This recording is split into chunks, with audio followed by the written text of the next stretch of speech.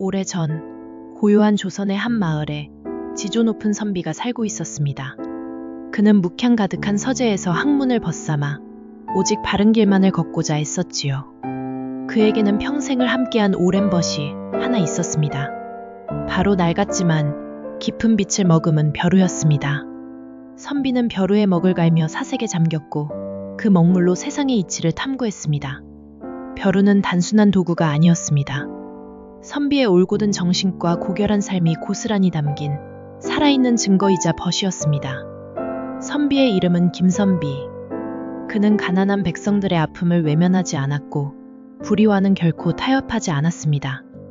작은 이권조차 멀리하며 오직 백성을 위한 정치를 꿈꾸었죠. 그의 서재는 늘 가난한 이들의 하소연으로 북적였고 김선비는 그들의 목소리를 담아 권력에 맞섰습니다. 하지만 그의 청렴함은 탐욕으로 가득 찬 이들에게는 눈의 가시였습니다. 특히 조정의 박참판에게 김선비는 방해가 되는 존재였습니다.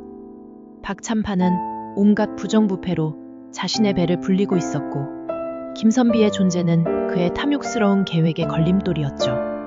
박참판은 김선비의 확고한 지조를 꺾을 수 없자 그를 없애기 위한 음흉한 계략을 꾸미기 시작했습니다.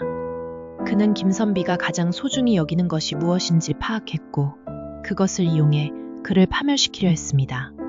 박참판은 신복 이하인을 시켜 거짓 증거를 조작하고 사람들을 매수하여 김선비에게 억울한 누명을 씌울 준비를 마쳤습니다. 그의 목표는 김선비가 모든 것을 잃고 처참하게 무너지는 것이었습니다. 어느 날 새벽, 평화로운 김선비의 서재는 순식간에 아수라장이 되었습니다. 나졸들이 들이닥쳐 김선비를 포박하고 끌고 갔습니다. 그는 자신이 왜 끌려가는지조차 알지 못한 채 차디찬 감옥에 갇히고 말았습니다. 박참판이 치밀하게 꾸민 계략에 의해 그는 영모죄라는 터무니없는 누명을 쓰게 된 것이었습니다. 감옥 안, 김선비는 참담한 심정으로 지난 삶을 되돌아보았습니다.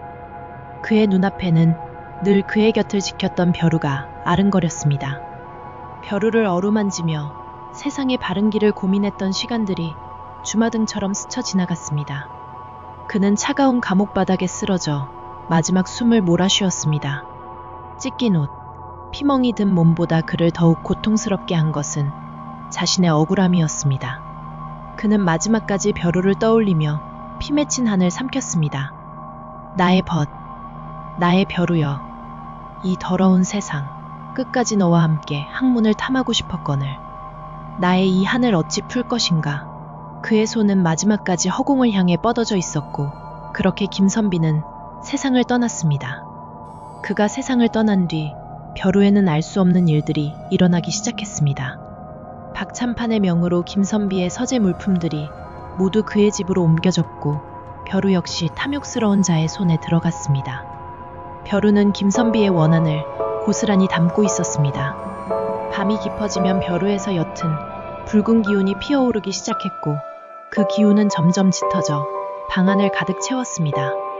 벼루로 먹을 갈아내면 먹물은 섬뜩한 핏빛으로 변했고 한밤이면 서늘한 한기가 방 안을 맴돌았습니다. 그 벼루엔 억울하게 죽은 선비의 혼이 깃들어 있었던 것입니다. 벼루 속 원호는 김선비의 한을 풀어줄 단 하나의 목표만을 가지고 있었습니다. 바로 그를 죽음으로 몰아넣은 박참판에게 복수하는 것이었습니다. 원호는 밤마다 박참판의 꿈에 나타나 그를 괴롭혔습니다. 꿈속에서 박참판은 어둠 속을 헤매었고 김선비의 차가운 목소리가 그의 귓가를 맴돌았습니다. 박참판, 나의 벗, 벼루를 더럽힌 자, 나의 지조를 꺾으려 한 자, 나의 한이 서린 벼루가 너를 심판하리라. 핏빛 먹물이 아지랑이처럼 피어오르는 김선비의 형상에 박참판은 비명을 지르며 잠에서 깨어났습니다. 온몸이 식은땀으로 흠뻑 젖어 있었지만 방 안은 여전히 차가운 기운으로 가득했습니다. 악몽은 매일 밤 박참판을 찾아와 그의 정신을 갉아먹었습니다. 악몽은 현실로 이어졌습니다. 박참판이 부정하게 쌓아올린 재물에는 설명할 수 없는 불운이 닥치기 시작했습니다.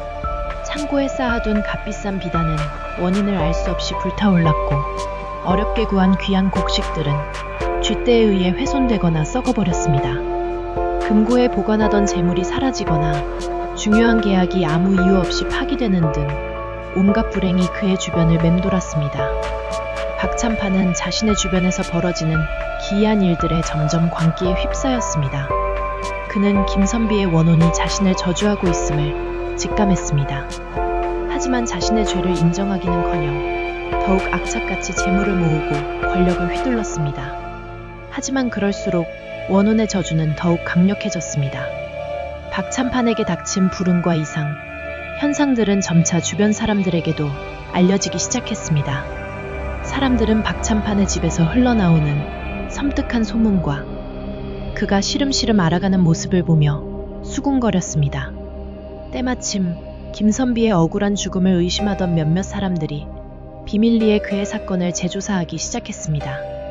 박찬판의 부하들 중 일부는 원혼의 저주에 대한 두려움과 양심의 가책을 느끼기 시작했고 결국 그의 악행을 고발하는 이가 나타났습니다. 치밀했던 박찬판의 계략은 서서히 그 실체를 드러냈고 그의 모든 부정부패와 김선비에 대한 음모가 만천하에 드러났습니다. 그의 죄가 세상에 알려지자 분노한 백성들은 관아 앞으로 모여들었습니다.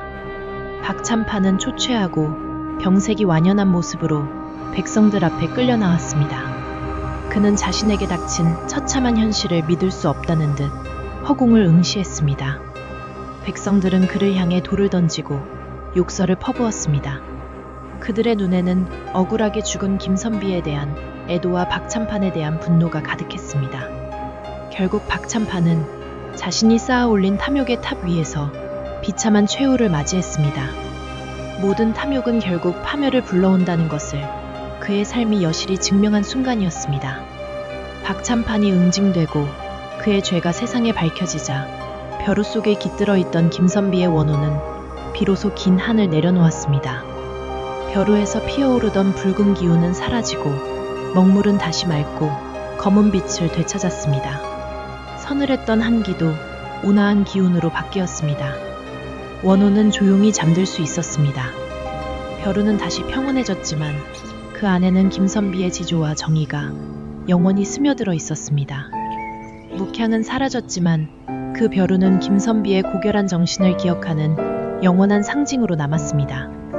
후세 사람들은 김선비의 이야기를 전하며 그 벼루가 단순한 물건이 아니라 불의에 맞섰던 한 선비의 숭고한 정신을 담고 있음을 되새겼습니다.